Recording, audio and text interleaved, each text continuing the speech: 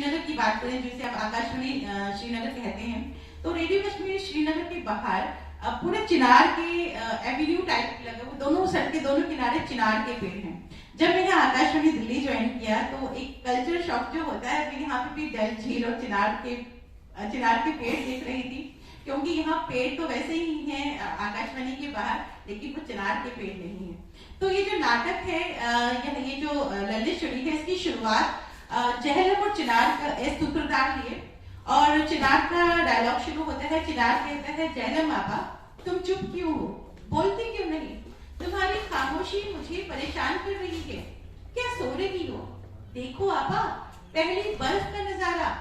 जहलम, अरे भाई चिनार कभी तो खामोश रहा करो, मैं नजारा ही तो देख रही थी, बर्फ के कतरे कैसे धीरे धीरे जमीन पर पड़ रहे हैं, वादी को ढक रहे हैं, और मैं अपना पुराना वक्त याद कर रही थी।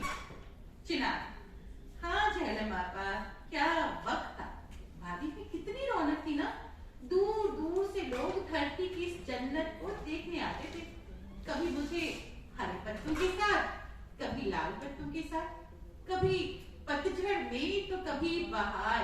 अब तो मेरे पत्तों का रंग ही पीला हो गया है।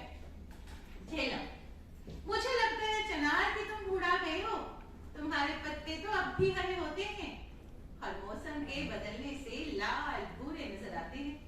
कितना अच्छा वक्त था ना, सब मिलजुल कर रहते थे, कहीं कोई बैर भाग नहीं, ईद हुई तो यहाँ सवैया खाई, शिवरात्रि हुई तो वहां मिठाई खाई। वादी तो बदल गई है, लोग बदले हैं, नजरें बदली हैं, सब कुछ तो बदल गया है।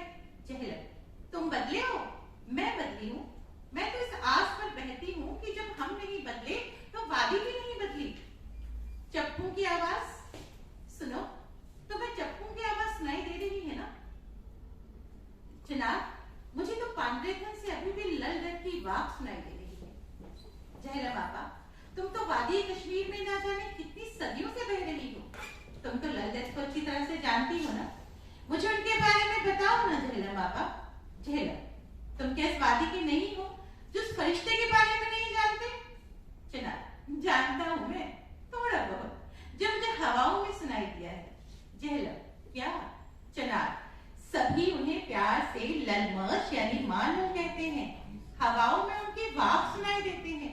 मुझे उस मां के बारे में तफसील से बताओ ना जहलम आपा। इसके बाद ललित छड़ी की कहानी शुरू होती है और क्लोजिंग सीन